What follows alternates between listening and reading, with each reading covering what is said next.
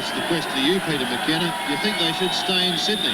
No, I think it's a Where lost. Where would you locate them? I think it's a lost cause in Sydney. The people don't want it. The press don't want it. I'd get to the border up the Albury area where people love their Australian rules football. More on that later. Here we go in the final quarter.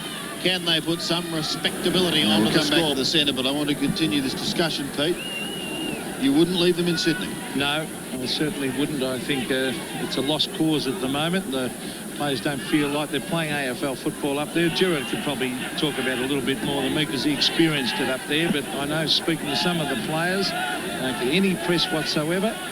And, of course, the people up there just aren't supporting the game. Now, here's Paul Kelly on centre wing.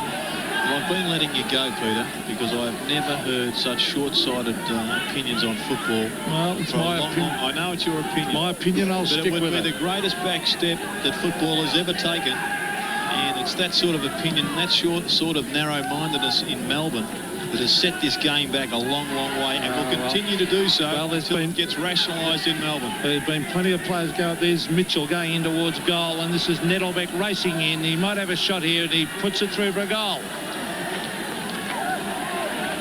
12.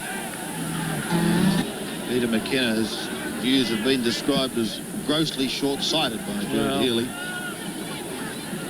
Well, how can you let such a wonderful opportunity for football, and next you'll be telling me you don't want the Bears to go to the Gabba? Well, what about the players that have gone to Sydney and lose interest in living in Sydney? You know where Sydney, I know all about that, but the fact is, if this game is going to continue on, Peter, we've got to compete on a national level. And what about the ramifications? There'd be more sides in Melbourne go under in a domino effect with the loss of revenue from Channel 7, etc., etc., if there was no side in Sydney.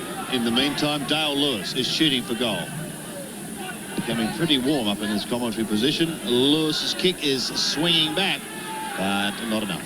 Well, I can recall early in the season we did an Armour Reserve Cup game, not an Armour Reserve, the Foster's Cup, Foster's Cup, I should say, bringing back memories of Don Scott there, but up there at Lavington, a tremendous crowd, and the atmosphere was electric when Essendon played the Swans, and they just loved their footy up there. That's the point I'm making.